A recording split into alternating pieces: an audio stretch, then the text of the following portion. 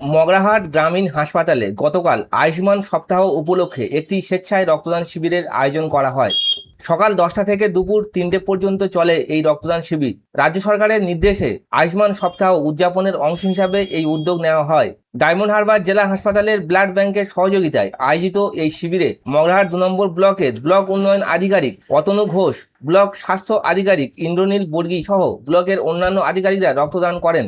রক্তদানের সময় মগরাহাট 2 নম্বর ব্লকের বিডিও অতনু ঘোষ যখন বেডে শুয়ে রক্ত দিচ্ছিলেন, তখন মগরাহাট থানার সাব ইন্সপেক্টর সৈকত রায় তাকে গোলাপ ফুল দিয়ে শুভেচ্ছা জানান।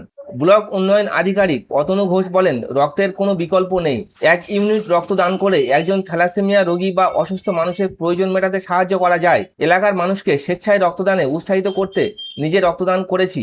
এই রক্তদান শিবিরের মাধ্যমে সাধারণ মানুষের মধ্যে স্বেচ্ছায় রক্তদানের গুরুত্ব সম্পর্কে সচেতনতা আরও বাড়বে বলে মনে করছেন আয়োজকরা।